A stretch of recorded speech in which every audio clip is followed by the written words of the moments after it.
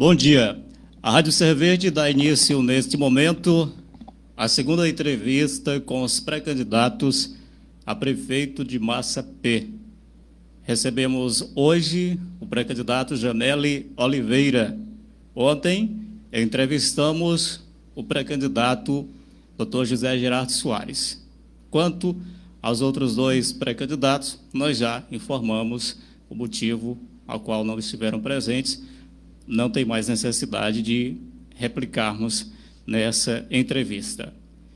Essa entrevista tem o total de 56 minutos, em virtude do tempo que foi utilizado pelo pré-candidato Gerardo Soares no dia de ontem, para que seja justo também com o pré-candidato Jameli Oliveira, iremos disponibilizar o mesmo tempo. Lembrando que é proibida a reprodução dessa entrevista em outros meios de comunicação, sejam redes sociais e emissoras de rádio. Informamos também que o pré-candidato tem 3 minutos para responder a cada pergunta. Essa entrevista está sendo transmitida aqui pela Rádio Serra Verde FM e pela Web TV Massapê. Vale ressaltar que todos os 5 pré-candidatos foram convidados a participarem desta série de entrevistas. O pré-candidato Jameli Oliveira tem, a partir de agora, o seu tempo sendo contado e 3 minutos para suas considerações iniciais. Bom dia. Vou tirar aqui a máscara. Certo. Bom dia, Samuel. Bom dia a vocês que nos assistem pela Web TV Massapê. Bom dia aos ouvintes da Rádio Serra Verde FM 98.7. Primeiro, Samuel, um dever de esclarecer, né, uma fala que eu utilizei no programa do Beto Guerra, que eu disse o seguinte: no geral, nós não somos bem-vindos nos programas de rádio do município. Então, eu gostaria de fazer uma pequena ressalva e dizer o seguinte, que eu queria me dirigir especificamente a essas pessoas que são financiadas para elogiar uma ou outra oligarquia. Então, não é exatamente o seu caso, em absoluto. Eu lhe conheço há algum tempo e eu sei que o seu trabalho é imparcial e você não se presta a esse tipo de trabalho. Então, primeiro, muito obrigado pelo espaço que nos é concedido. Agradeço à diretoria da rádio, em nome do Bael Peixoto. Agradeço a todos que compõem a diretoria da rádio, especialmente a você que é diretor de programação. Então, como eu disse, e aí eu reafirmo o que eu disse no outro programa, existe uma dominação das mídias tradicionais, né, por essas oligarquias do município. Então, nos programas de rádio, normalmente é vinculado a propaganda que interessa a eles. Então, nesse tipo de mídia tradicional, eu não sou bem-vindo e nem tenho interesse de ser, né, para deixar muito claro. Então, o objetivo deles é manipular, fazer a propaganda em função das pessoas que financiam e não tenho muito interesse de participar desse tipo de jogo viciado. Agradeço pelo espaço, mais uma vez, agradeço a todos que compõem a rádio, agradeço profundamente a vocês que acreditam que a política se faz com fala e ação. Nós temos essa oportunidade de fala. Eu acho que um político que não tem capacidade de falar, né, não tem expertise para dizer as suas propostas, ele não tem capacidade de governar. É muito simples essa equação. Política é fala e ação. Se você não é capaz disso, você não tem capacidade de governar. Então, mais uma vez, Samuel, muito obrigado pelo espaço que nos é concedido. De nada. Vamos agora às perguntas que serão feitas. Um outro detalhe que repito, as mesmas perguntas feitas ao pré-candidato Dr. Gerardo Soares serão feitas a partir de agora ao pré-candidato Jameli Oliveira. O nosso tema inicial é geração de emprego. E lhe pergunto quais, na sua opinião, os erros e acertos do governo municipal nos últimos anos na geração de emprego e renda em nossa cidade. Só zerar aqui o seu tempo. Agora sim, 3 minutos.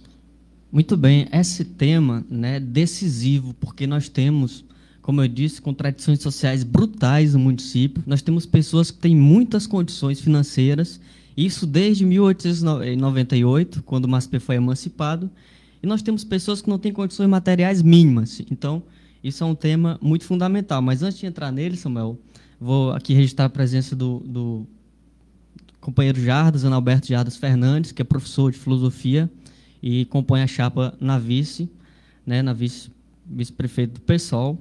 Agradeço muito a ele, que também está aderindo a essa proposta transformadora. Então, assim, a pobreza, que fique muito claro, a pobreza é um projeto político, certo? Então, assim, não é do interesse das oligarquias, por exemplo, que as pessoas tenham emprego e renda, porque é muito simples a equação. Se você tiver emprego e renda, você não precisa estar fechado com eles, sabe? Os 1.033 funcionários da prefeitura precisam, para poder sustentar o emprego, dizer que eu apoio fulano de tal, eu estou fechado com eles, não sei o quê. Isso aí, nós sabemos disso, né? A gente mora aqui. Então, a pobreza é um projeto político, fique muito claro isso. Eu tenho alguns dados aqui, que é do consórcio que fez o diagnóstico técnico da elaboração do plano de saneamento básico do município, que é de 2008, esses dados são os mais atuais a que eu dispus. E diz o seguinte, que 43% do PIB, das somas das riquezas do município, são geradas pela administração pública, Samuel. Então, assim, imagine o seguinte, se você tira a administração pública do processo, você vai ter aí uma miséria brutal. E por que é tão significativo a presença da administração pública? Porque não há incentivo no setor primário, no setor secundário. Setor primário, setor de agricultura, enfim. E o setor secundário, a questão das empresas. Então, não tem esse tipo de investimento. Então, a alta participação da prefeitura na geração de empregos, hoje nós temos 1.759 pessoas trabalhando na prefeitura, é um indicativo de incompetência e de falta de geração de emprego e renda. Eu acho que nós precisamos superar essas condições. Certo. Pré-candidato Janelle Oliveira, ainda dentro do tema desemprego, sendo eleito, quais serão as suas primeiras ações ao assumir a administração pública com o objetivo de gerar emprego e renda em Massapê? Muito bem, Samuel. Nós temos nosso município, aliás, o nosso país, ele é o 5º maior do mundo e é o primeiro em terras agriculturáveis, terras próprias para o cultivo. O Massapê é solo fértil, argiloso. Então, por que é que não se explora o potencial agrícola do município? Por que você tem, né, nesse mesmo diagnóstico, o recrudescimento de investimento em agricultura? Aliás, investimento não, de produção mesmo agrícola, porque investimento nós não... Eu desconheço se há algum investimento em agricultura no município. Então, para gerar emprego e renda, eu acho que nós precisamos investir, primeira coisa, agricultura familiar. Eu acho que nós precisamos investir nisso, considerando o potencial agrícola do município. Nós somos o Massapê, solo fértil. Deve haver incentivo ao pequeno produtor, considerando a Lei 8.666, que é a lei que incentiva, por exemplo, a compra de produtos do próprio agricultor. Empreendedorismo, economia solidária. Eu acho que esses temas são fundamentais porque eles potencializam emprego e renda fora das rédeas dessa estrutura fisiológica, que enfim, os cabides de emprego que são constituídos na prefeitura. Você tem, como eu disse, 1.759 pessoas hoje que dependem da prefeitura. Nós precisamos garantir muito mais que isso. Nós não temos hoje incentivo, né, no potencial agrícola do município.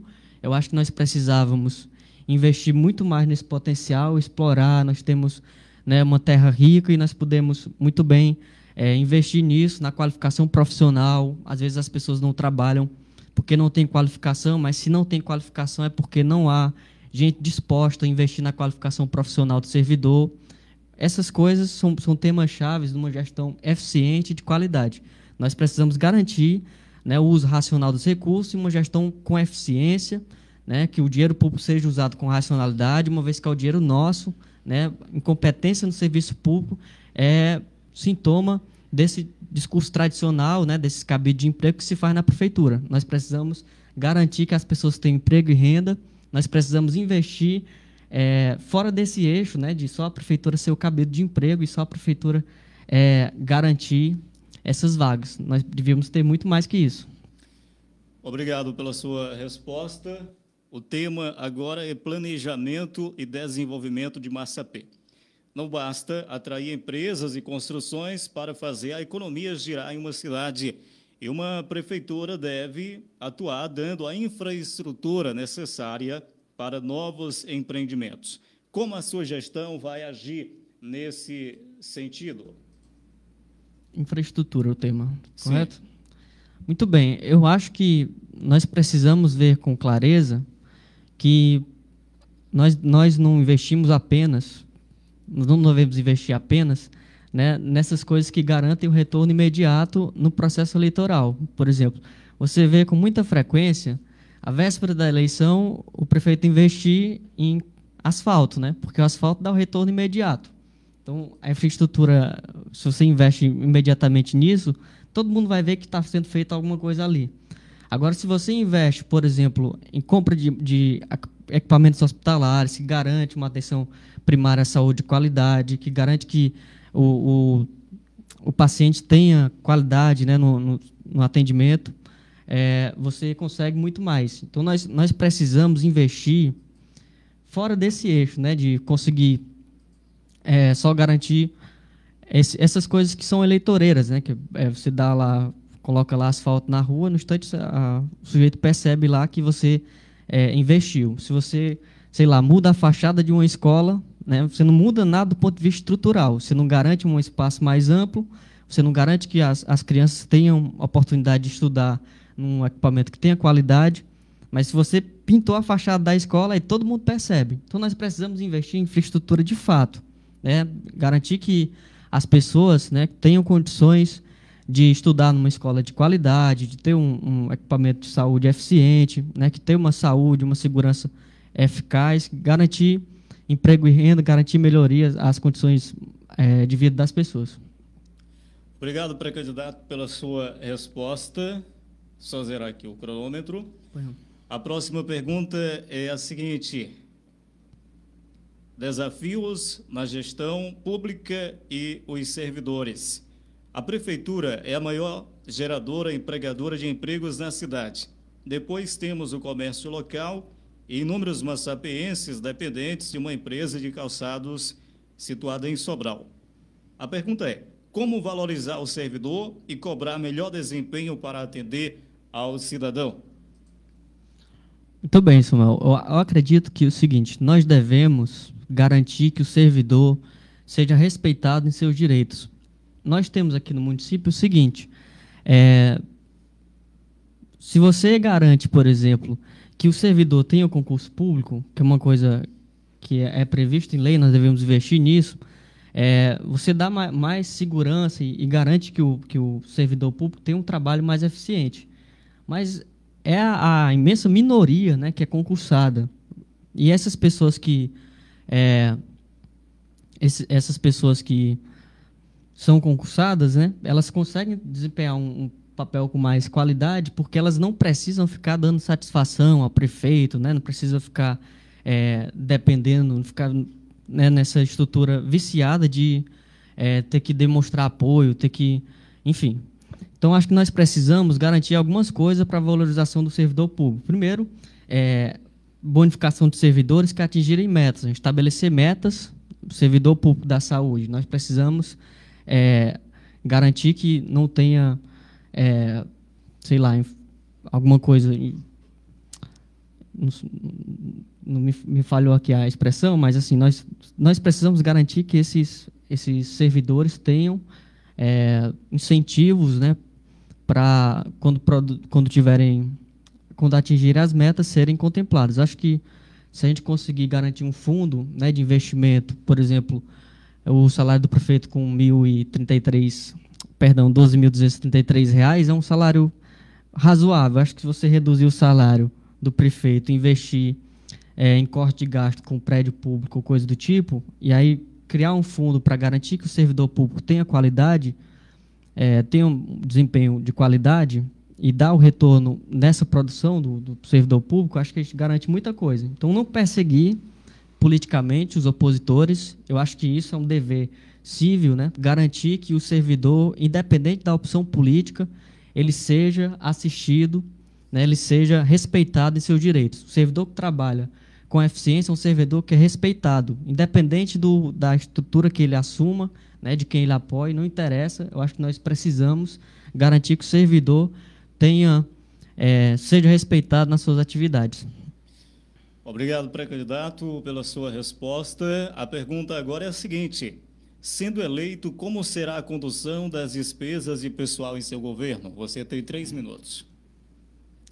Muito bem, eu acho que é uma pergunta importante, porque nós compreendemos o seguinte: é muito frequente nesses governos que são geridos por essas estruturas oligárquicas que as pessoas, eu vou aqui tirar o óculos, acho que melhora, que as pessoas sejam contratadas sem competência, sem eficiência no desempenho da função. Então, você vê um sujeito que não tem capacidade mesmo, sabe? Você percebe que isso ali foi alguma coisa que alguém apoiou ele, sei lá, um candidato, um vereador, um amigo dele, alguém que conseguiu um emprego para ele por meio de barganha, de troca de favores.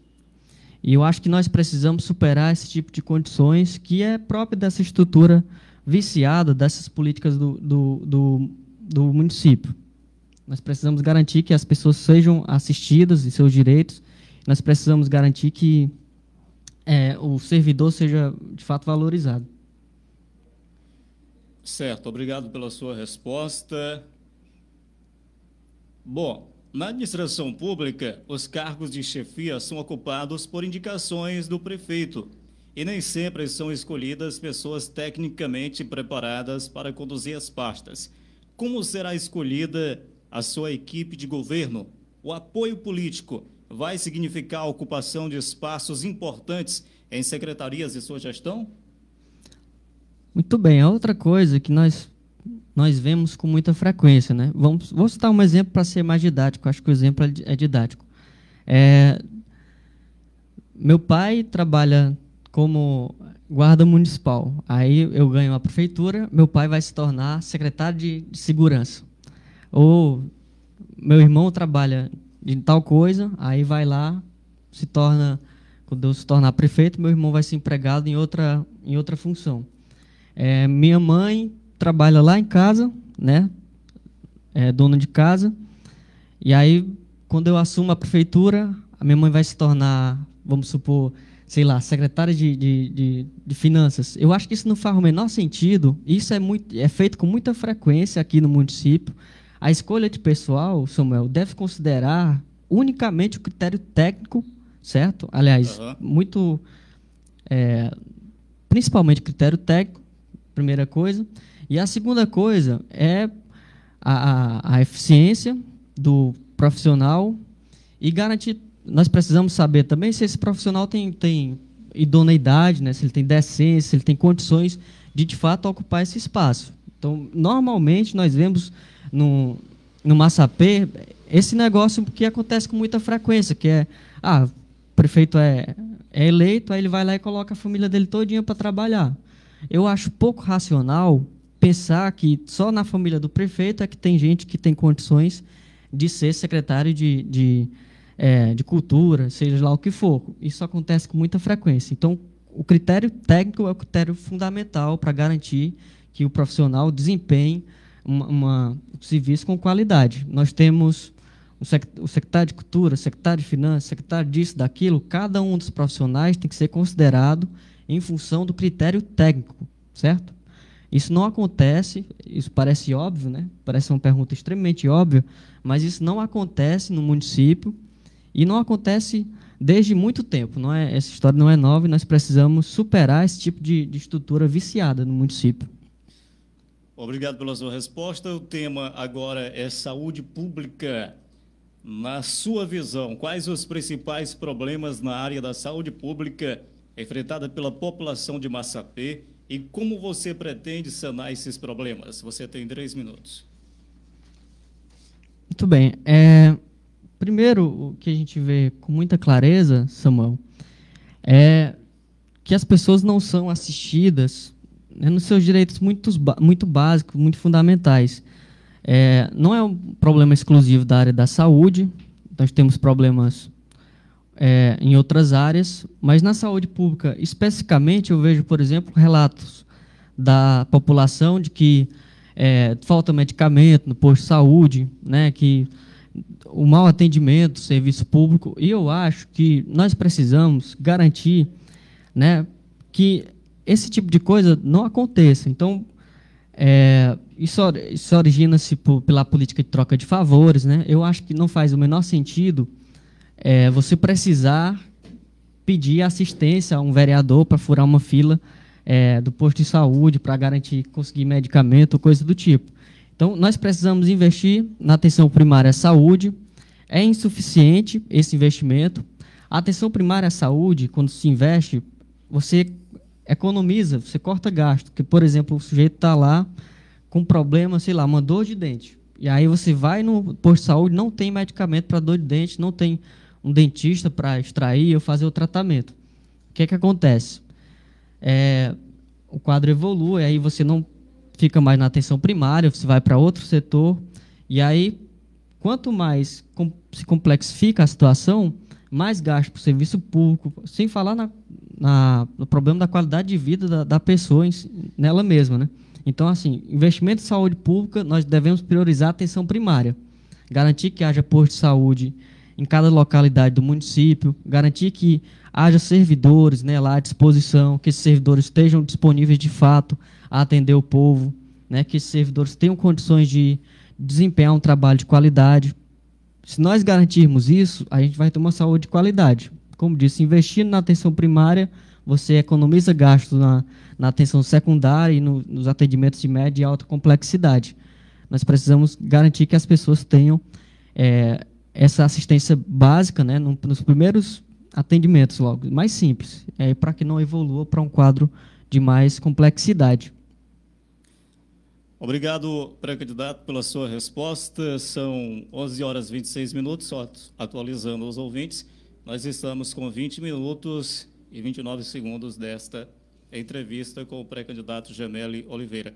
E eu quero pedir desculpas eu ter me retirado rapidinho aqui, me levantado, só para resolver um problema aqui rapidinho, e já retornei, tá bom? E a pergunta agora é sobre juventude.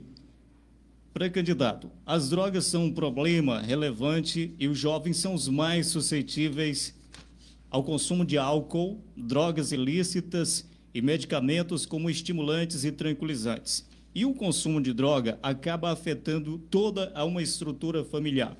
Como você pretende atuar, se eleito, em sua gestão para evitar que os jovens de Massapê entrem no mundo das drogas e como ajudará as famílias que já convivem com esse problema? Muito bem. Se diz com muita frequência, né, que, bom, a juventude eu vou investir na juventude, eu vou garantir isso e aquilo para o jovem, mas você olha com muita clareza aos finais de semana aqui no município e você vai perceber que há pouco ou nenhum investimento em juventude. Porque você vê, por exemplo, que espaços de lazer nós temos otimizados para o jovem. Você tem, final de semana, ou a igreja, né, aí você tem o futebol, ou você tem o uso de drogas lícitas e ilícitas, né, nesses carnavais aí fora de época que se faz, né, liga o som e tudo mais, faz esses barulhos todos aí que nós vemos. Então, primeira coisa, a droga no município, no país, é a denúncia de uma sociedade completamente falida, certo?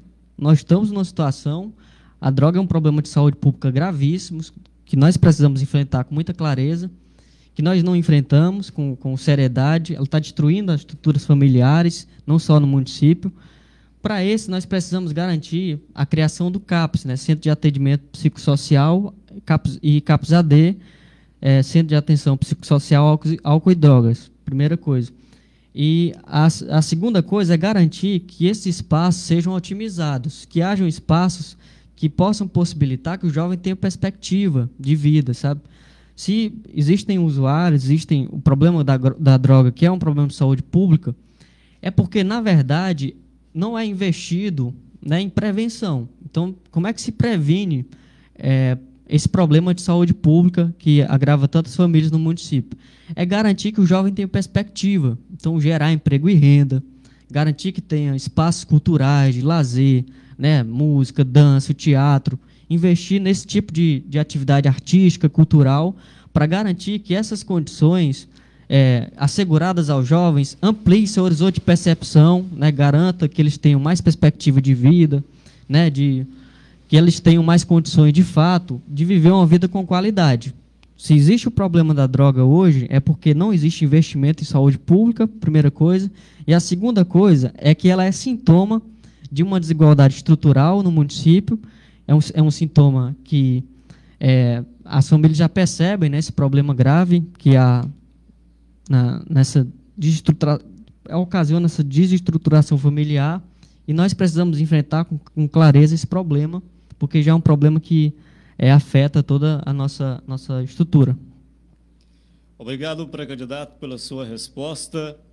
A juventude anseia muito pelo primeiro emprego e as opções de geração de emprego em nossa cidade são poucas, se destacando em especial as oportunidades dadas pelo comércio local. Sabendo que nessa faixa etária o jovem quer ingressar no mercado de trabalho e precisa estar protegido do mundo das drogas, o que sua gestão irá fazer nesse sentido de geração do primeiro emprego? Muito, muito boa pergunta, Samuel, porque ela nos coloca numa situação de compromisso com os jovens, certo? Nós devemos investir nessa geração de emprego e renda, mas nós devemos investir também em qualificação profissional. Eu, de certa forma, já respondi essa pergunta quando disse que nós precisamos garantir a qualificação profissional do servidor público, mas nós precisamos também garantir que esse servidor, e que o jovem, no caso, tenha a oportunidade, né, de participar, de entrar no mercado de trabalho. Por exemplo, você pode buscar parceria com as universidades, né, que, no caso, geram mão de obra qualificada, né, e você pode investir também, buscar parcerias com a empresa, né, com o setor secundário, garantir que as empresas possam possibilitar estágios para os jovens, né, que estão entrando no mercado de trabalho, buscar parceria com o SESC, SESI, SENAC, né, com essas instituições que possibilitam curso de capacitação para os jovens.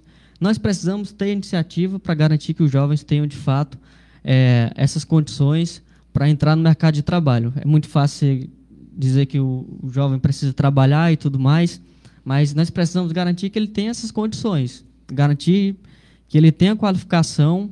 Nós temos um programa importante do governo, que é as escolas técnicas, mas nós precisamos fazer esse link mais fixo, né? Garantir que o jovem saia da escola e já consiga, de fato, entrar no mercado de trabalho. Isso é feito, mas com muita fragilidade, né? Acho que se a prefeitura buscasse essa parceria com a escola técnica que tem no município já, buscasse parceria com as indústrias, né? Buscasse associação com SESC, SESI, SENAC, eu acho que nós precisaríamos e conseguiríamos garantir mão de obra qualificada, que é o que o mercado exige, e garantir que o jovem se qualifique profissionalmente para esse tipo de atividade. Obrigado, pré-candidato, pela sua resposta. O que Massapê, na sua opinião, precisa avançar em estrutura física, mas em ferramentas para que haja mais a prática de esportes entre os jovens? Pronto, muito bem. Existem alguns equipamentos públicos do município que são utilizados pelos jovens, ou são, às vezes, muito frequentemente, pouco utilizados ou não utilizados. Você tem, nas periferias, por exemplo, no centro você tem quadras de futebol e tudo mais, nas periferias você tem ocasionalmente, e quando tem, como acontece no Alto da Boa Vista, né? Que metade da quadra é aberta, outra metade é coberta. Então, nós precisamos garantir que essa infraestrutura seja refeita, né? Que você construa, de fato, esses equipamentos como praças, não só essas estruturas tradicionais, você coloca a praça lá, coloca o banquinho e acha que isso é um espaço de lazer. Não, garantir que esses espaços sejam ocupados, né? Eu acredito que nós poderíamos fazer, e é uma proposta do PSOL, né, o teatro ao ar livre, garantir que o jovem tenha esses espaços culturais, né, admitidos, e nós precisamos garantir que não haja apenas, né, como eu disse, só você constrói a praça, constrói uma quadra e deixa a quadra se acabar lá porque não há interesse do poder público investir na manutenção. O poder público muitas vezes é falho nisso. E, enfim, procurar esse espaço, otimizar esse espaço que já existe e construir novos, visando essa ocupação do espaço público pelos jovens. Obrigado, pré-candidato, pela sua resposta. A pergunta agora é a seguinte: como a sua gestão irá garantir a realização de manifestações culturais em nossa cidade e dos eventos tradicionais, seja a Malhação do Judas, Paixão de Cristo, Carnaval, e apoio aos blocos, Titão do município e etc., ou não será a sua prioridade esse tema em sua gestão? Muito bem, eu acredito que a pergunta, Samuel, ela carrega alguns problemas, né? Nós não precisamos supor que essas manifestações culturais do município se reduzem ao reizado, ao chitão, né, ao carnaval. É muito mais que isso. E como a prefeitura pensa a nível de licitação, né, e quanto mais milionária for a licitação, melhor para o interesse deles. Então, nós precisamos pensar que garantir que esses eventos sejam realizados não é muita coisa. Nós precisamos investir em cultura cotidianamente, né? Por exemplo, espaço de teatros, né? Enfim, o reizado.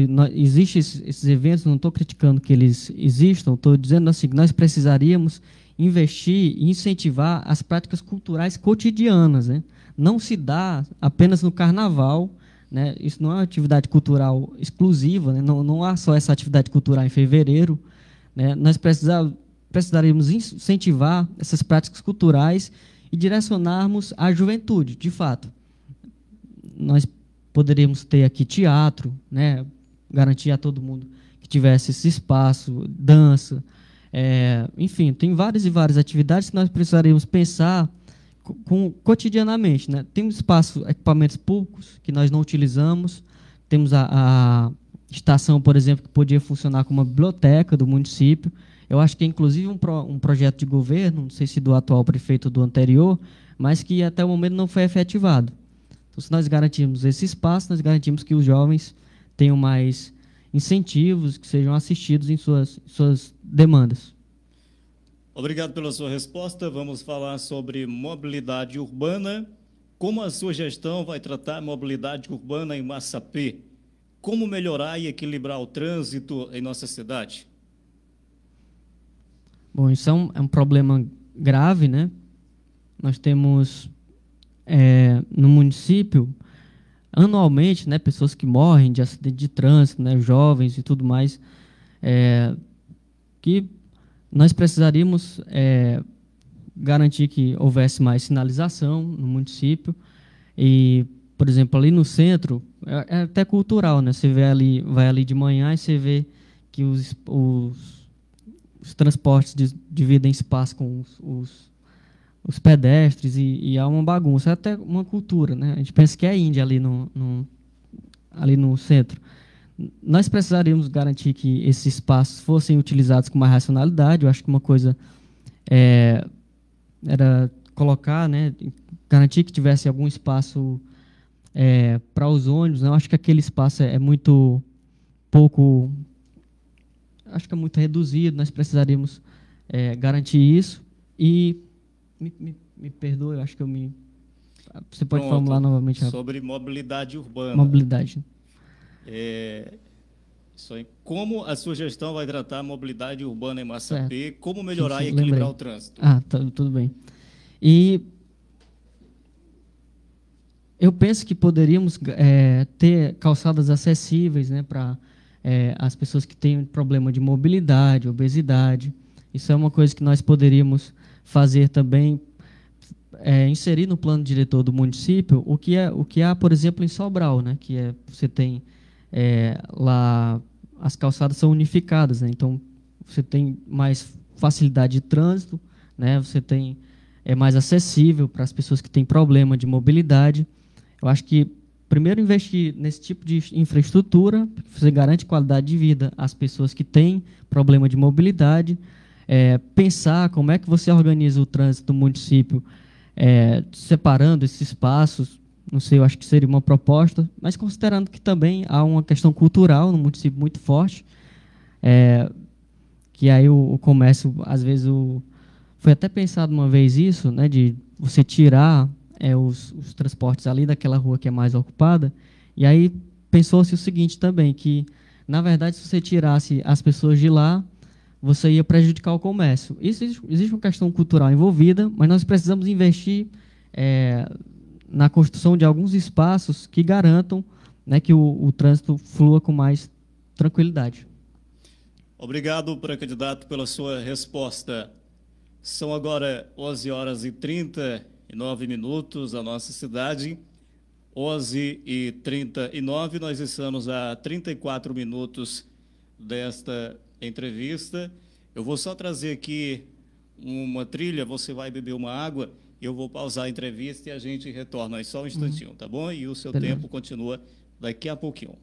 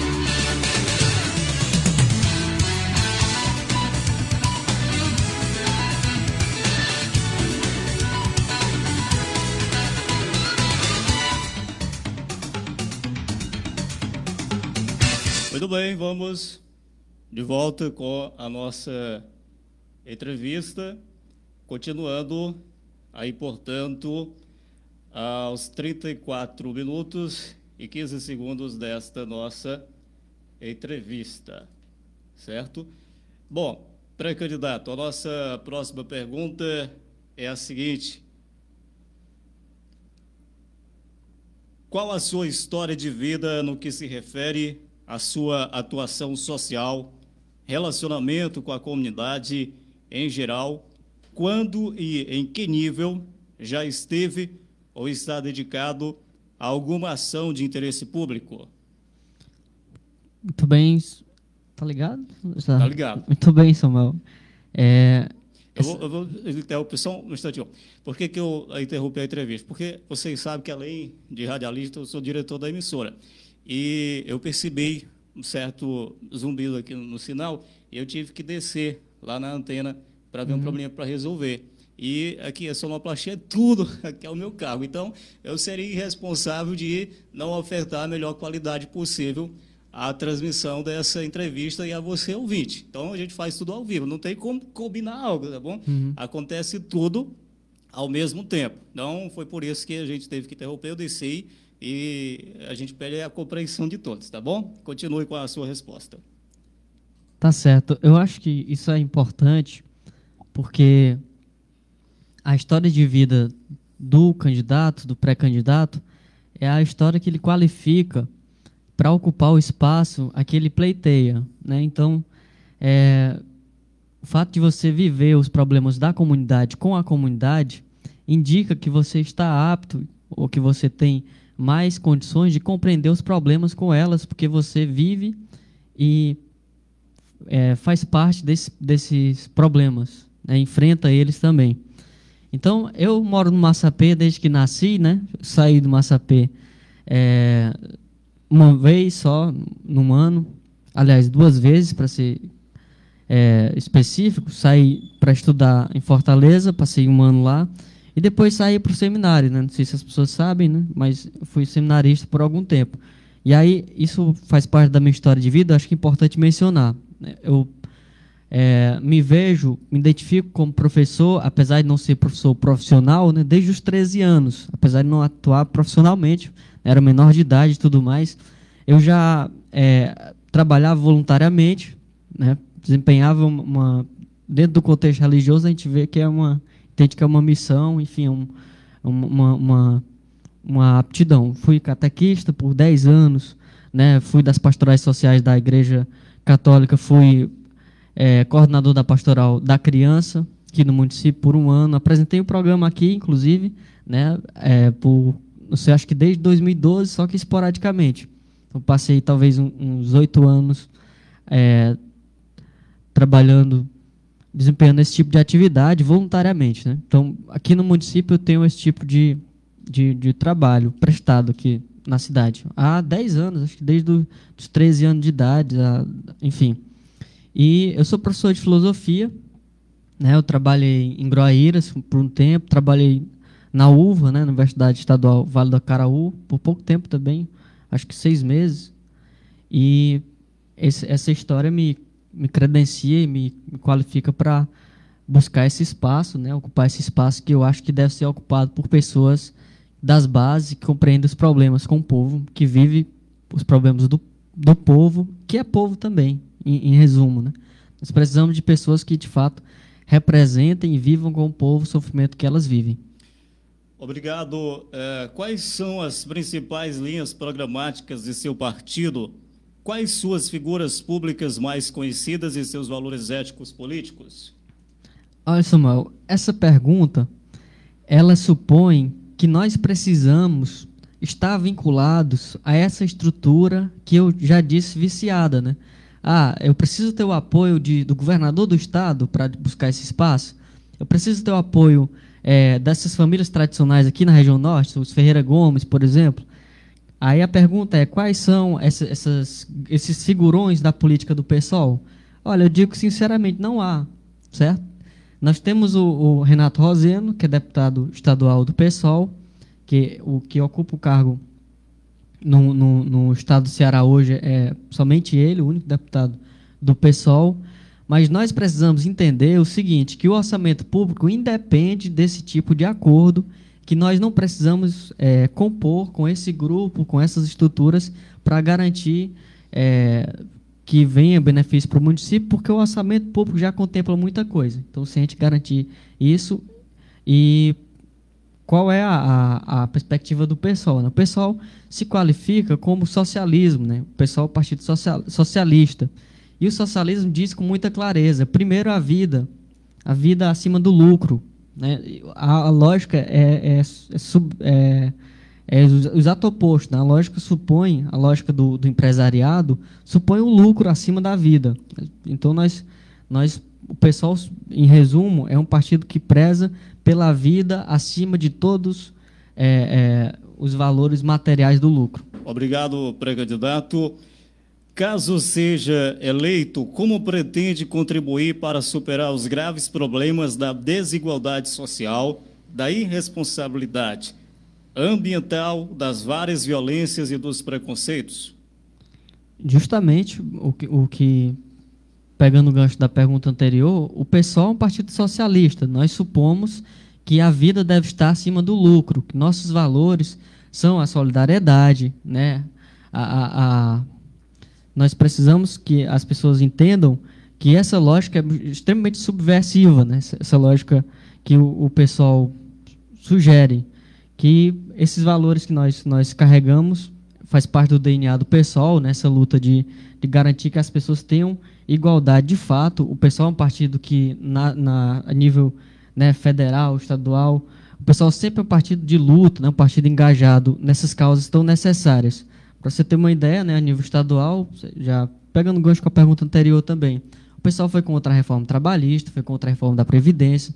O PSOL sempre se posiciona ao lado das minorias, dos trabalhadores, independente independente das estruturas, né? Você sabe que muitas vezes até os partidos que se dizem de fato representar o trabalhador estão compondo com estruturas oligárquicas, né? Que se compõem com esse vício da política tradicional. O PSOL, eu digo, o que eu proponho enquanto pré-candidato do PSOL, é seguir a diretriz do próprio partido. O partido, sempre que tem uma disputa entre o empresariado e o trabalhador, como é na reforma da Previdência, na reforma trabalhista, o PSOL se posicionou no Brasil inteiro de maneira contrária. Então, nós dizemos com muita clareza que seguir a diretriz do PSOL é estar do lado do pobre, do trabalhador, e garantir que essas condições sejam respeitadas.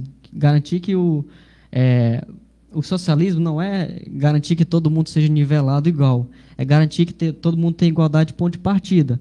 Então, o filho do rico vai lá, estuda escola pública a vida toda, e você querer comparar ele com um filho do trabalhador que precisou batalhar, né, ir para o trabalho, depois ir estudar e tudo mais, eu acho que isso é injusto e nós precisamos subverter esse tipo de ordem. Obrigado, pré-candidato. Como você considera os servidores públicos sem os quais não é possível administrar e que relação pretende ter com eles, subordinada ao dever maior de sempre a servir a população? Muito bem. A gente precisa entender com clareza o seguinte, que funcionário temporário é também o prefeito, viu? O servidor público é também o prefeito, é também o político eleito.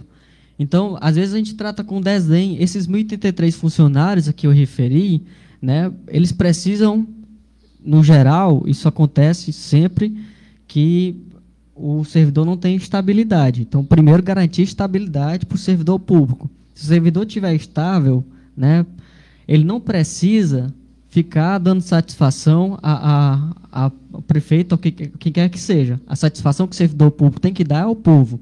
Então, primeiro, eu já sugeri que gratificar os servidores que trabalham com eficiência. Isso é uma proposta que o pessoal coloca em pauta, né? Nós temos o plano de governo aqui.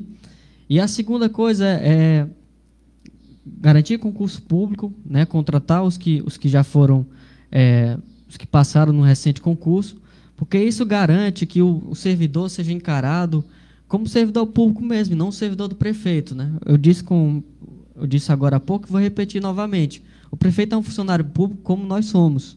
É um funcionário do executivo, é um funcionário público temporário, ele sim temporário, né? Tem que renovar o compromisso de 4 anos ou perder a eleição, enfim.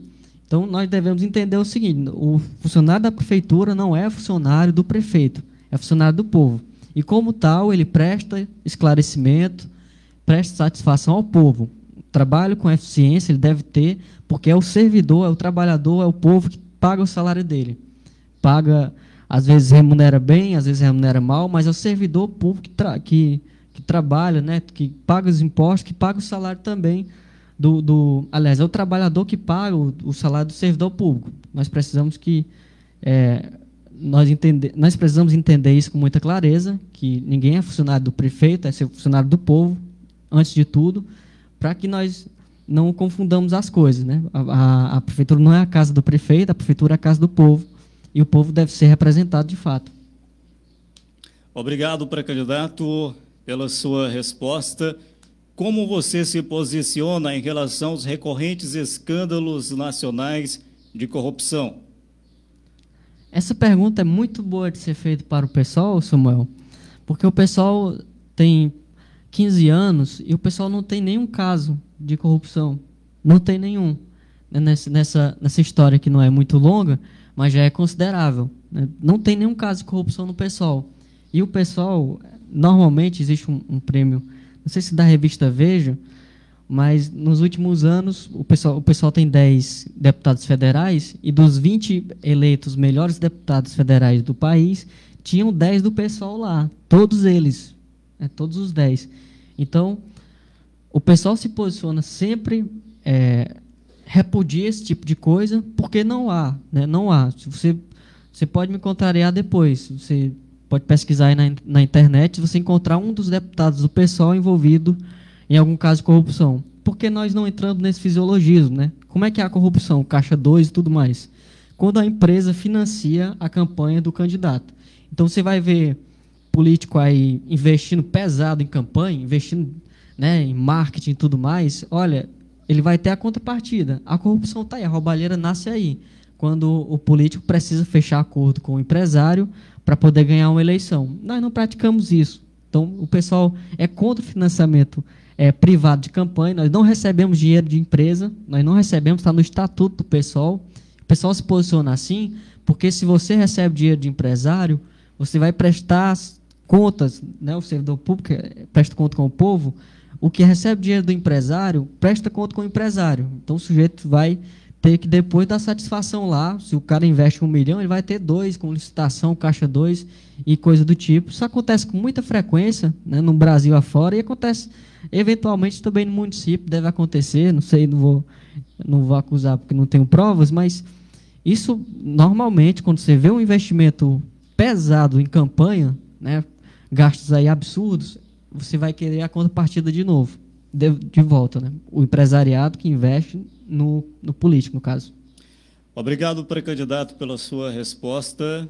A pergunta é: quem financiará a sua campanha e com que objetivos, considerando que, em geral, empresas não fazem doações e sim investimentos? Pronto, eu já, de certa forma, respondi, mas reitero, né? O pessoal é contra o financiamento privado de campanha. Então, nós não recebemos dinheiro de empresa. O pessoal não recebe dinheiro de empresa. Ninguém vai financiar, nenhum empresário vai financiar a campanha do pessoal. E aí disse por aí, né, que o fundo eleitoral é muito dinheiro e coisa e tal. Isso não existe. Eu vou dizer aqui de antemão, eu vou dizer aqui para você que me assiste aí, quanto é que nós dispomos para gastar nessa campanha inteira, com todos os candidatos, pagando assessoria jurídica e contábil e tudo mais. Nós temos R$ 8.600 para pagar contador, material de campanha, advogado. Você agora calcule o seguinte, né? Como é que esse dinheiro, né, nas políticas viciadas, como é que o fundo de campanha dá para comprar voto? Né? Como é que o sujeito chega na sua casa com R$100, R$200, tijolo, saco de cimento, sei lá o que for? Olha, esse sujeito está jogando com o dinheiro do empresariado, de alguém que financia. Não é financiamento de campanha, esse tipo de coisa, que não é suficiente. Eu digo com muita clareza, né? Repito, R$ 8.600 é o que nós dispomos para material de campanha, para advogado, para contador, para tudo enquanto. Né? Não dá para investir, não é investimento lucrativo, né? Você tirar do bolso, como faz-se aí não sei aonde, né? para comprar voto. Nós não teremos, ninguém vai financiar a nossa campanha, o financiamento público ele garante que partidos pequenos como nós participemos do processo, isso já é significativo, mas quem investe de fato em campanha é quem pretende fazer da política um negócio, que vai tomar de novo da prefeitura de volta. Obrigado, pré-candidato, pela sua resposta na nossa entrevista. Bom, como você está desenvolvendo a sua pré-campanha ou pretende desenvolver caso seja indicado para atrair voto em Massapê? Lembro que essa pergunta não foi feita ao pré-candidato Dr. Gerardo Soares, porque, como eu lhe falei no início, as perguntas vão de acordo com o tempo de resposta. E como o seu tempo, aí você ainda tem tempo, você ainda tem 5 minutos dessa entrevista, eu tenho que dar continuidade para ser justo com você. Com a resposta, fique à vontade. Bom, já houve a nossa convenção, né, respondendo a algumas perguntas que foram feitas. Então, o pessoal já indicou a nossa chapa, minha e do professor Jardas. Então, nós já fomos indicados. E a pergunta é como a gente vai desenvolver a pré-campanha, que já está acontecendo. Mas que fique muito claro, nós estamos em pré-campanha. A campanha acontece depois. Então, essa algazarra, né, essa barulheira que fazem agora, inclusive é preciso considerar, né, fiscalizar esse tipo de coisa, porque isso aí é campanha antecipada, né? Isso aí é crime, inclusive. Nós estamos fazendo o que nosso trabalho de base, como fazíamos antes, né? Visitar os amigos, conversar com o outro que nós conhecemos, né? E nós não temos o espaço das mídias tradicionais, e nós não financiamos um radialista. R$8.000 não dá para financiar um radialista para ficar falando toda hora da gente, não dá para comprar uma rádio, né? Nós não temos esse tipo de coisa, então nosso trabalho é de base mesmo, visitar os amigos, né, conversar com o outro, tentar convencer no corpo a corpo, né, garantir que nosso projeto é transformador, porque nós não participamos dessa estrutura viciada, e é esse trabalho que vai fazer a diferença no município. Muito bem. Essa pergunta seria se confirmada a sua indicação, como já foi confirmada, mas acrescentando, quais serão as suas principais propostas concretas? Você cite apenas os temas básicos para as políticas públicas mais importantes na cidade, os recursos e as maneiras de implementá-las. Você tem 3 minutos. Bom, você que assiste agora, eu estou aqui com o plano de governo do PSOL. Eu acho que nós poderíamos ver vários pontos, né, vários pontos, mas eu acho que, em função do tempo, não é possível. Nós garantimos que o pessoal vai priorizar, né, superar essas condições materiais que prejudicam tanto as pessoas, né? Então, nós temos 1.033 funcionários temporários ou comissionados no município. Nós precisamos garantir que haja concurso público, por exemplo, para que essas pessoas que trabalham, né, não sejam humilhadas, não tenham que prestar conta com o prefeito toda vez que entrar um novo prefeito, sair e tudo mais. Primeira coisa, acho que uma prioridade de governo seria garantir concurso público, né, olhar a viabilidade desse tipo de coisa, verificar se a lei de responsabilidade fiscal autoriza ou permite. Eu acho que nós precisamos garantir que o servidor seja respeitado nas suas atividades. Então, combater a desigualdade social, nós precisamos garantir que essas desigualdades, essas disparidades econômicas tão abissais, né, sejam superadas. Eu não acho muito racional esperar que a média salarial do trabalhador do município seja um salário mínimo e meio, e aí o prefeito ganhar 12 mil, né, e você não ter tanta transparência assim na gestão da máquina pública. Nós, do PSOL, nos comprometemos a ter uma gestão democrática e garantir que a democracia se espalhe também para esse espaço, né, de gerar emprego e renda e garantir a qualidade de vida das pessoas. Obrigado, pré-candidato. Eu deixo aí o espaço, portanto, para suas considerações finais. Fique à vontade. Primeiro, agradeço ao espaço da rádio, né? O espaço que nos é concedido. É muito difícil a gente conseguir ocupar esse tipo de espaço, né? Pelos motivos que já mencionei.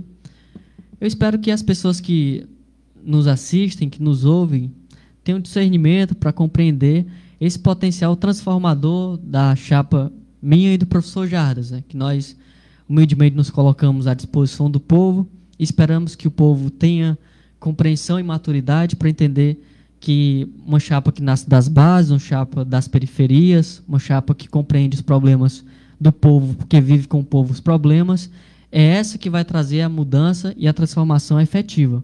Afora isso, é hipocrisia, demagogia, né, essas coisas que nós vemos com muita frequência no município, porque nós moramos aqui, né, nós precisamos, de fato, superar essas contradições e só há possibilidade disso acontecer quando o povo for, de fato, representado pelo povo.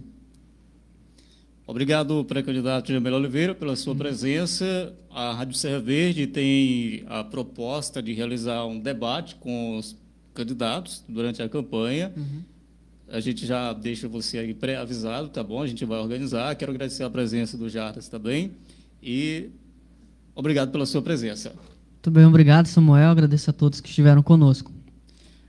Pois bem, a gente encerra aqui essa entrevista e amanhã é o dia do pré-candidato Osíris Pontes. Essa emissora continua no aguardo de uma resposta de sim ou não de sua presença. Boa tarde a todos.